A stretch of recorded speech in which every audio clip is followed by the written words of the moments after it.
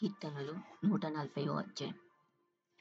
యెహోవా, దుష్టుల చేతిలో నుండి నన్ను విడిపింపుము. బలాత్కారం చేయువారి చేతిలో పడకుండా నన్ను కాపాడుము.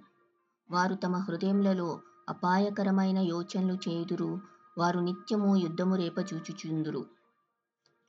పాము నాలుక వలె వారు తమ నాలుక వాడి చేయుదురు. వారి పెదవుల క్రింద సర్పవిషమున్నది.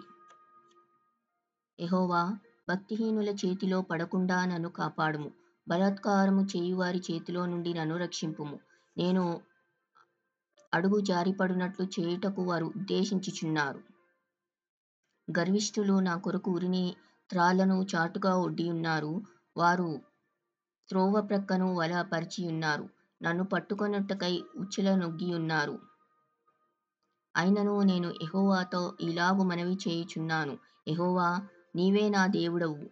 నా విజ్ఞాపనలకు చెవియొగ్గుము. ప్రభువైన యెహోవా, నా రక్షణ దుర్గము. యుద్ధ దినమున నీవు నా తలలను కాయుదువు. యెహోవా, భక్తిహీనుల కోరికలను తీర్చకుము. వారు అతిశయించుకొనున్నట్లు వారి ఆలోచనను కొనసాగింపకుము. నన్ను చుట్టుకొని వారు తల ఎత్తిన ఎడల వారి పెదవుల చేటును వారిని ముంచునుగాక. కనకనలాడు నిప్పులు వారి మీద వేయబడునుగాక. వారు తిరిగి లేవకుండునట్లు అగ్నిగుండంలో వారు కూల్చబడుదురుగాక. అగాధ జలములలోనికి త్రోయబడుదురుగాక. కొండెంలాడు వారు భూమి మీద స్థిరపడకుందురుగాక. ఆపత్తు బలాత్కారులను తరిమి వారిని పడద్రోయునుగాక.